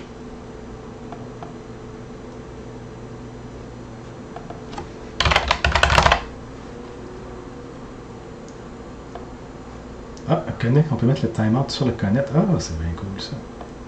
Il me semblait qu'avant c'était plus compliqué que ça. Donc, je vais laisser quand même. Je sais pas. Non, une seconde c'est en masse parce que c'est quand même local. Si c'était essayer un port sur une machine distante, je mettrais un peu plus de temps, mais là c'est local, c'est censé être très rapide. Puis s'il arrive à se connecter, on le ferme tout de suite. C'est pas vraiment important. Est-ce que je peux le sortir? Oui. Ok. Donc dans ce cas-là, moi je dirais. On va fermer dans un finally. Puis moi j'ai mon closable tool. C'est pas ça? Ouais. Ça, ce qui est spécial dans mon closable tool, c'est que finalement il fait le try catch, puis c'est pas grave, il prend l'exception. Donc en gros, si c'est nul, c'est pas grave, ça va faire un null exception, puis il est avalé. Puis s'il n'arrive pas à le fermer pour une raison quelconque, c'est pas grave non plus. On veut juste que ça le ferme, puis c'est tout. Alors voilà. S'il arrive à se connecter, en fait, lui, on va le mettre ici. Donc ça veut dire, il arrive à se connecter, il n'y a pas d'exception, ça retourne vrai. Ça va faire le finally avant de retourner. Ça, je peux enlever ça. Lui, il me suggère, étant donné que je fais une liste et je stream, je peux tout simplement faire un stream of. C'est plus facile. Ça enlève le point stream. Là, je fais un filtre. Et ce que je veux à la fin, c'est une liste de services. Donc, on fait un to list. Et voilà, maintenant, service, c'est une liste de services. Là, il faut considérer que peut-être j'avais déjà fait un discover auparavant. Donc, il faut effacer tous les services locaux et ensuite mettre cette liste-là. Mais si on avait, éventuellement, on va avoir aussi la liste des paires, ça, il ne faut pas les effacer. Alors, pour faire ça, en fait, ici, bon, je vois pas trop qu'est-ce qui pourrait mal aller. Alors, pour l'instant, je vais juste mettre que ça retourne le résultat. Et puis là, dans les services repository, delete all local. Évidemment, ça n'existe pas. C'est un spécifique que je vais créer maintenant. Donc, je le crée dans le service repository. Dans les problèmes, c'est que l'implémentation n'est pas présente. Alors là, il est là. Puis, je vais me baser sur le delete.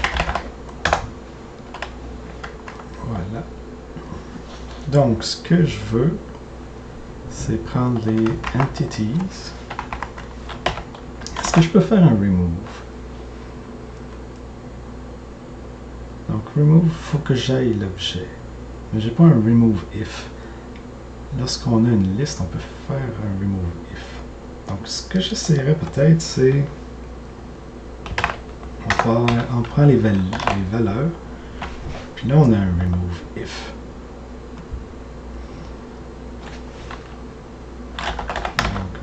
Donc, ce qu'il me suggère, ça n'a pas vraiment rapport. Donc, ce que je veux, c'est si peer. Ah, ok, j'y ai pas accès. Bon, alors j'avais pas accès à ça. Et donc le mettre protected, parce que le but justement c'est de pouvoir gérer le repository.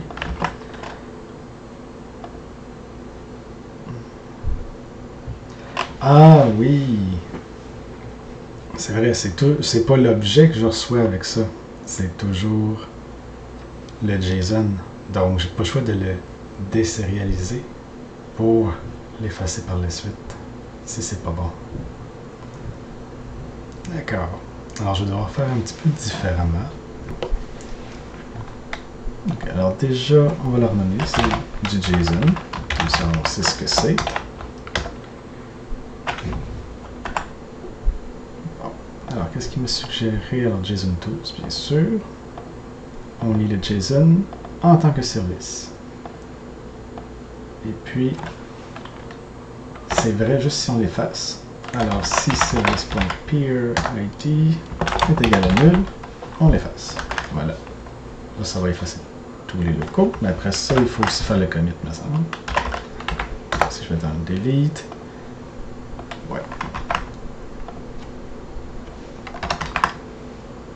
On fait le commit et évidemment, le commit, il est private. On va mettre protected. Parfait. Alors, c'est pour ça aussi que, je disais, j'allais mettre éventuellement cette classe-là dans ma librairie. Mais là, justement, je la teste. Là j'essaye beaucoup de types différents d'objets dedans. Je vois qu'est-ce qui marche, ce qui marche pas.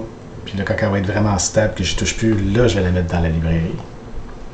Sinon, ça va faire juste que je vais mettre une version, après ça va falloir je vais mettre à jour, mettre à jour, mettre à jour. Ça finira plus. On va le faire juste d'un seul coup. Donc ça, c'est fait. Alors, on a effacé tout ce qui était local. Et puis maintenant, on peut sauvegarder les services. Est-ce que j'ai un save out? J'ai juste un save. Donc, pour faire ça simple, pour le plaisir, je peux rajouter un save out avec tous les services. Le save out, tout comme le save, c'est tous les types d'entités. Donc, je vais le créer, pas dans Service Repository, mais dans le mode DB. Là, je vais l'approcher du save. Donc, j'ai le save qui est ici, save out juste en dessous. Là, le save, il retourne l'objet. Donc, là, je pourrais prendre une liste de entities et retourner une liste de entities aussi. Bon, donc là, il faut juste que j'aille dans le abstract pour le créer pour tout le monde. Save out. Et puis, là, je pourrais tout simplement faire une boucle là-dessus qui fait un save sur chacun. Mais là, on voit que ce ne serait pas nécessairement vraiment efficace parce qu'on fera un commit après chacun. Tant qu'à faire un commit après chacun, on va faire un commit à la fin complètement. Ça serait bien mieux. Alors, on va y aller pour une boucle. Donc, je vais faire for each. C'est pas important ça. Est-ce que. Non, on va y aller. Entity.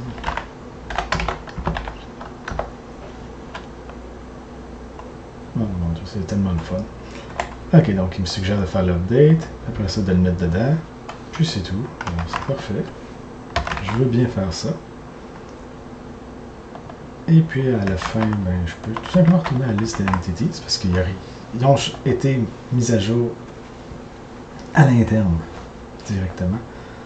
Alors, techniquement, on n'a même pas besoin de le retourner, c'est juste qu'il y en a qui aiment ça que ça soit retourné comme ça. Alors, je le laisse tel quel. Je pense que tout est beau. Ok. Donc, on efface les locaux, on ajoute ces locaux-là. Ceux qui ont passé. Ça devrait être beau. Je vais pas laisser tout doux. Parfait. Alors ça c'est tout pour le Service Manager. La prochaine étape c'est Controller, mais bon, on l'avait ici aussi. Alors, nouveau gestionnaire c'est fait. On va faire nouveau Controller. Après ça va être le UI et ça devrait être terminé. On va l'essayer, puis ça devrait être suffisant. Alors, allons dans les Controllers. Ici. Ça ressemblait beaucoup au Realm Controller.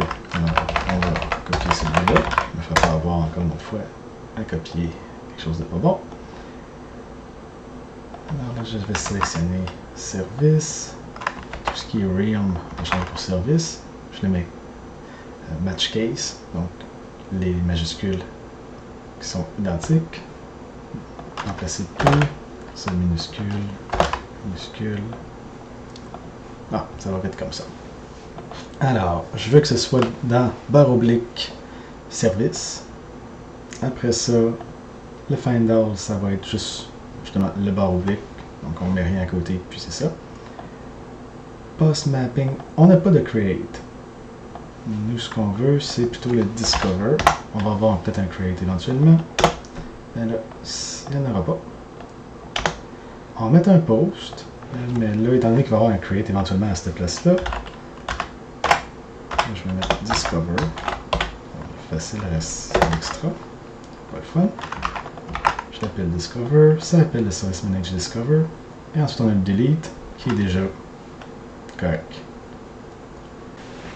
Un delete mapping avec un paramètre ID.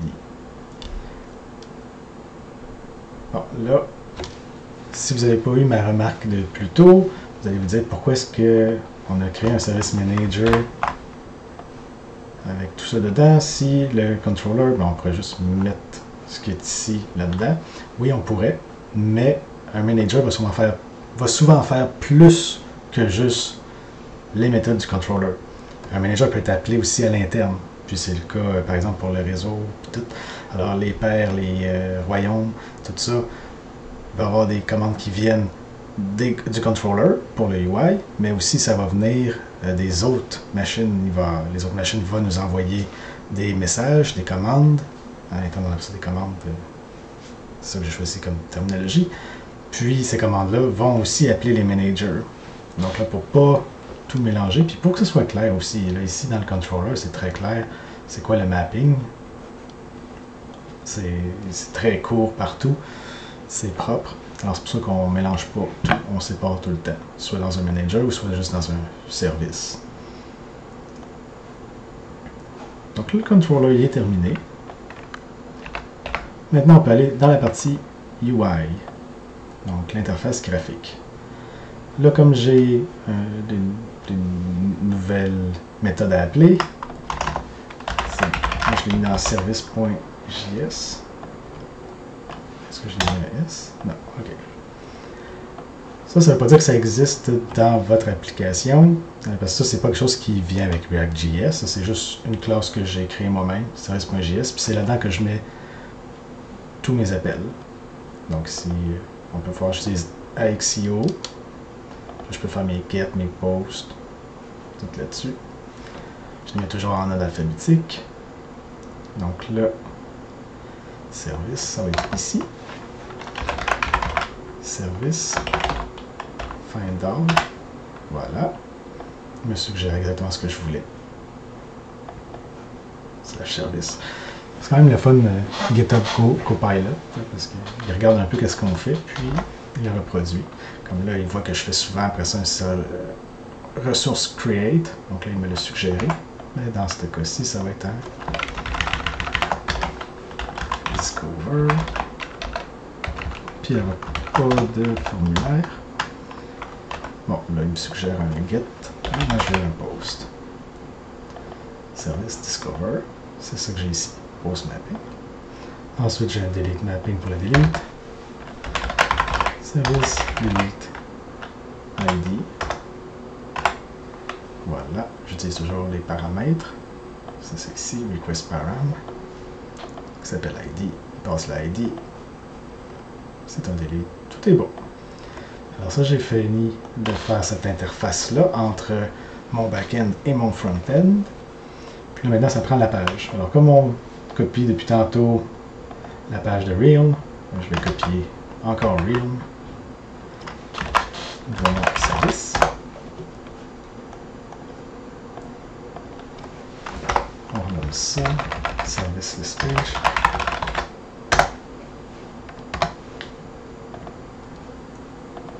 Service page. J'utilise la traduction, donc sur français-anglais.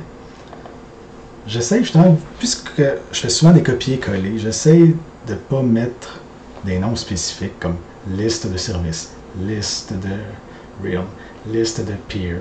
Parce que là, il faut tout le temps les changer à chaque fois. Donc là, c'est une page qui liste une ressource spécifique, le nom de la ressource est dans le nom de la page. Donc, j'ai une list response. C'est tout. Par défaut, ben là, c'est une liste vide pour pas qu'il y ait crash.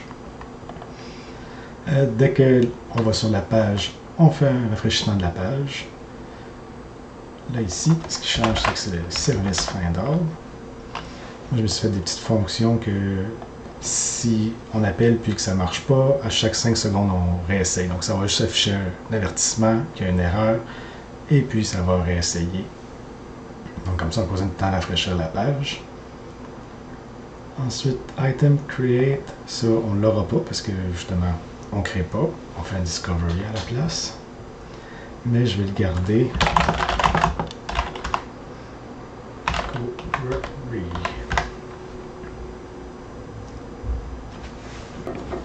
Puis je vais l'éditer tantôt. Item delete. Ouais, ça on va. Mais justement, je peux aussi renommer ici. Donc, tout ce qui est Realm en service. Est-ce que j'ai des majuscules? Non, parfait. Ok, je vais juste repasser. Il n'y avait pas de Realm ailleurs. Service create, service delete. Service discover. Il n'y a rien. Quand ça marche, juste écrire success, puis ça rafraîchit la page parce que justement on veut le revoir. Ouais, mais ça, je vais retourner dedans. Je vais leur expliquer ligne par ligne quand on va le transformer. Là, c'est juste ça. J'y allais par ordre, donc c'est pour ça que je me suis laissé emballer vu que c'est toujours pareil. C'est très redondant quand même, la programmation en copie-colle, les mêmes choses. Donc là, on voit des traductions ici. Si je veux déjà commencer à traduire, je peux prendre un translation. Ceux qui sont dans le public. Alors, je vais commencer par l'anglais. Ici. Donc, en ordre alphabétique, c'est plus facile de choisir. Le title, service. Ensuite, là, le bouton pour créer, ce ne sera pas create. Discover.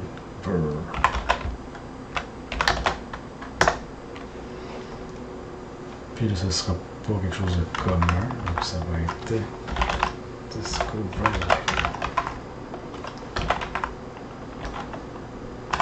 Là, on va le mettre un petit peu plus, qu'est-ce que ça veut dire. Donc, discover, common, local services. Donc, découvrir les services communs, locaux.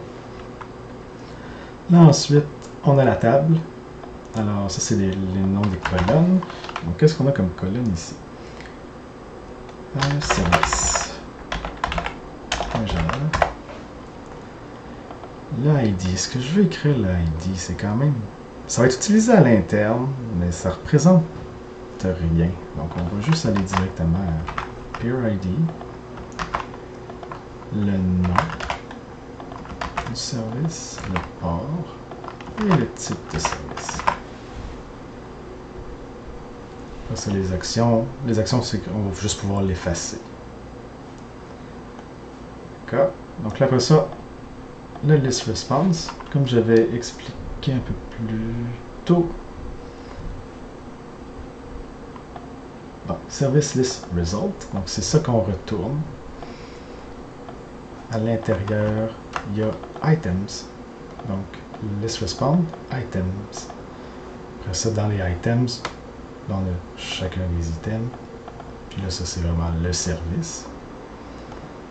Donc, dans ce cas-ci, l'ID, on va garder l'ID pour la clé interne ici. Lorsqu'on monte sa première colonne, donc Peer ID. On commence la traduction aussi. Ensuite, le nom.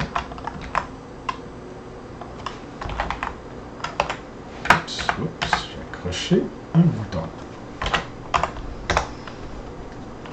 Ensuite, le port, donc CTRL-D pour dupliquer.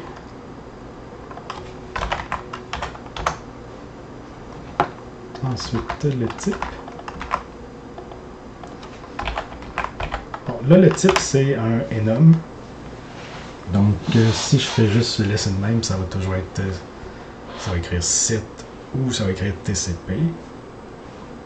Ça marche en français et en anglais, donc c'est correct. Mais sinon, j'aurais pu tout simplement faire que chacun des types a quelque chose de différent comme traduction. Mais dans ce cas-ci, ça va être correct. Puis au pire, je peux toujours le modifier plus tard. C'est pas le truc le plus important. Effacer, ça c'est l'action. Puis c'est tout. Alors maintenant, je vais le mettre en français. Ligne 127.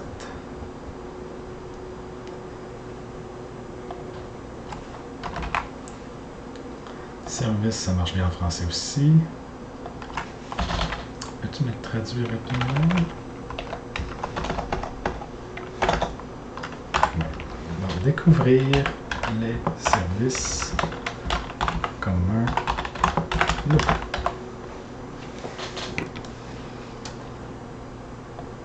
Peer ID, ça il devrait pouvoir. Le nom, le port c'est pareil. Type. C'est bon.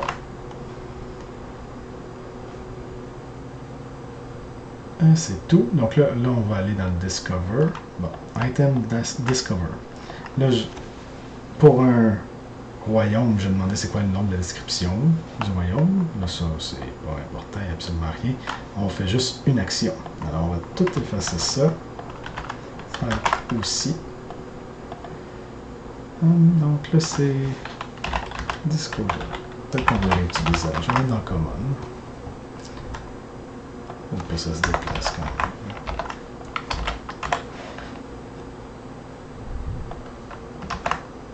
Donc ça c'était à la ligne 5. Oups. Découvrir. Donc là il a mis une virgule par rapport ici. Parfait. Ok, donc il fait Service Discover. Si c'est avec un succès, ça affiche le succès, ça rafraîchit la page. Donc comme ça, ça va apparaître tout de suite. Puis tout devrait être beau.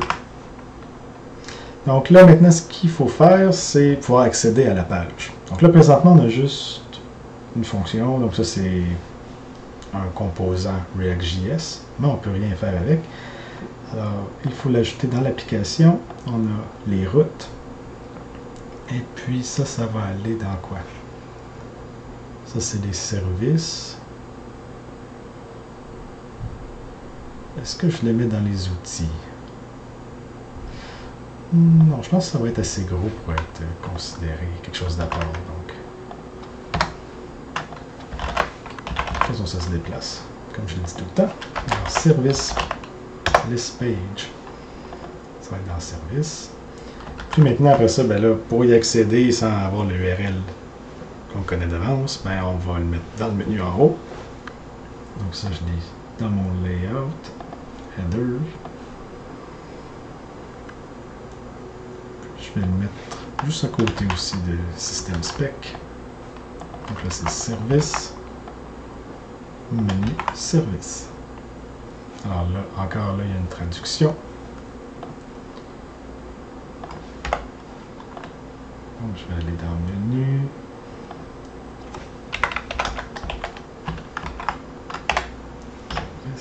Oups. Donc après la ligne 26. 26. Service en français et en anglais. Donc là, si on est chanceux, tout va fonctionner du premier coup. C'est rare que ça fonctionne du premier coup, mais encore là, comme c'est beaucoup de copier-coller, c'est très possible. Donc je vais démarrer Acelia. Là, il est en train de construire le UI avec NPM, puisque c'est un projet Java. Et là, j'ai mon... c'est un projet JavaScript, le UI. C'est pour ça que ça utilise NPM. Là, j'ai mon application Java qui a démarré. Et puis là, moi, je me suis mis une petite icône ici. Alors, ouvrir Acelia. Après, je vais mettre traduire ça aussi, éventuellement. Parfait, je vais juste fermer ça. Donc là, si je vais dans service... Oh, il y a de quoi qui n'a pas marché. Dans les traductions... Qu'est-ce qui s'est passé? On a service. Ok, peut-être qu'il a juste comme pas pris la nouvelle version. Pourtant, il est là ici.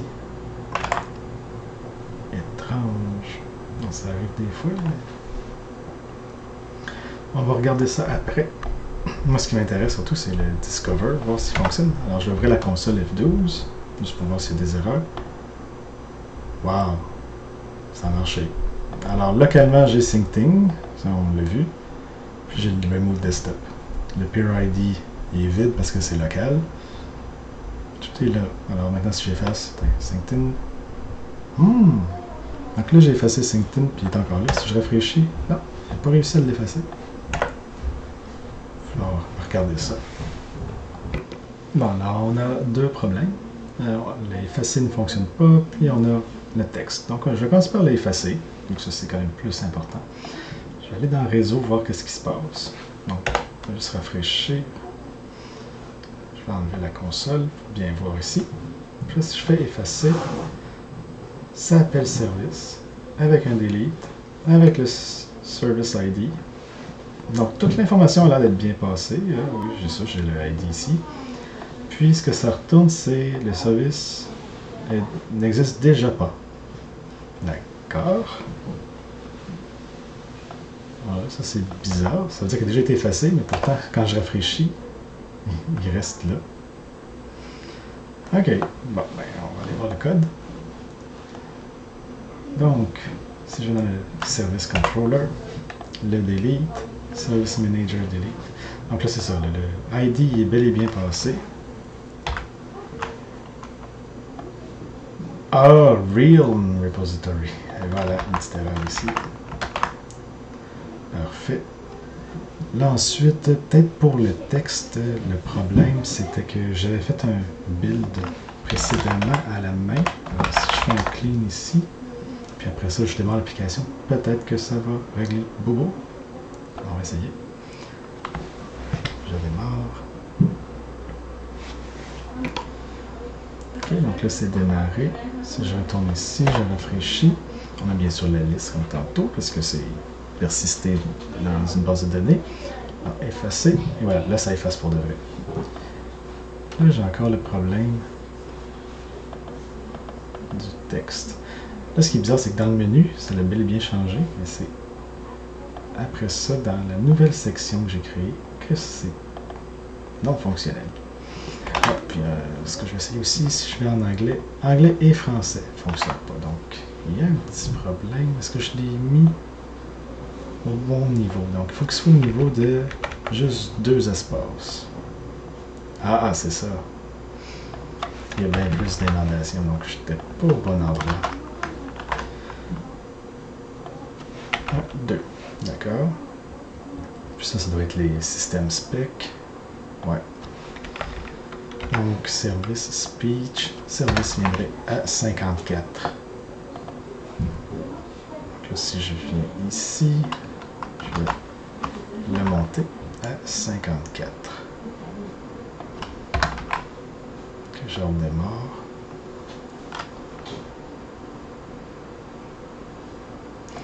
Normalement, quand on change le UI, comme dans le HTML, on peut tout simplement faire le npm serve. Ça fonctionne, sauf pour les traductions. Donc c'est pour ça que si j'avais de quoi changer dans le HTML, je le partirais, je l'ai ici. npm run watch. Mais là, comme c'est juste la traduction. Bon, ID du père, non, tout est beau. Parfait. Puis là, si je fais découvrir, ça devrait le rajouter. Il n'y a pas de duplicat.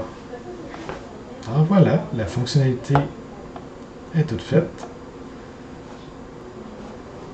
Si je reviens ici, pouvoir lister, créer pas maintenant, découvrir service commun, ça c'est fait, effacer. Alors on a fini ça.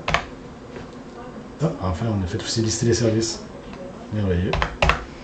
Donc là éventuellement je vais pouvoir continuer les autres fonctionnalités. Là pour le moment, ce qu'on peut faire pour finaliser le développement de cette fonctionnalité-là, ça va être de mettre un message pour le commit dans Git. Donc c'est service discovery. Puis là c'est bon quand même de retourner dans le code, juste pour vérifier tous les changements qu'on a fait. Donc, usually protected, ça fait du sens, c'est bon. F7, j'ai rajouté un save all avec le commit à la bonne place, parfait. Le commit, je l'ai mis disponible aussi dans les classes enfants. Alors, c'est en ordre alphabétique que ça se fait dans IntelliJ, donc c'est pour ça qu'on passe de Java à JavaScript. Pour le app, j'ai rajouté une page. La page c'est Service List Page sous /service. Ensuite, on est dans le header pour le menu. J'ai rajouté dans le menu Service. Après ça, dans MapDB, ça c'était l'interface du abstract ici, donc le save all est ici. J'ai pas fait une autre chose? Non, c'est tout ok. Bon, c'est pour une autre raison que c'est surligné. On a créé le nouveau Entity Service avec tous ces champs-là. Rien de spécial après ça, c'est un setter-getter. Service Find All, Discovery, Delete, avec tous les bons paramètres. On a notre Service Controller qui reçoit tout ça. C'est bon. Après ça, on a la page de service qui liste le tout. Discovery, Delete. On peut voir toutes les noms des colonnes, toutes les valeurs dans les colonnes. Connexion Delete. Ensuite, c'était juste un petit modèle. On a le Service Manager pour Find All, Discovery, Delete et son implémentation. Donc, tout trouver. Ensuite, le Discover. L'effacement. Ça pour le Service Repository, la seule chose de spécial, c'était de pouvoir effacer tous ceux qui sont les services locaux. Et l'implémentation de ça. Donc on efface tout. Qu'est-ce qu'il y a un peer ID annule. Dans les types, on a site et TCP. Après ça, on a les traductions. Donc là, je vais tout sélectionner ça. Commit. Puis là, je sais qu'on peut pousser avec IntelliJ, mais bon, étant donné que j'utilise beaucoup d'outils différents, ben, quand je suis dans Git, j'aime ça la ligne de commande. Je fais mon git log, je regarde, j'ai juste le Service Discovery qui est nouveau. Alors, un git push, j'envoie ça à GitHub, dans mon entrepôt privé. Éventuellement, je vais le rendre public, lorsque je vais justement rendre l'application publique. Alors j'espère que ça vous a aidé un peu à voir c'est quoi tout le processus de développement, de la partie analyse, coder. Finalement, coder, ça a été à peu près, je pense, peut-être la moitié du temps, mais l'autre moitié, c'était beaucoup de, il faut réfléchir à qu'est-ce qu'on veut faire, comment qu'on va le faire. puis dans quel ordre qu'on va le faire. Puisque là, en tant que tel, la fonctionnalité finale est loin d'être faite. Il y a encore tout ça à faire. Mais ça, on a pu commencer à le faire. En commençant par ce qui est le plus simple, le plus petit. Puis déjà, on peut commencer à jouer avec.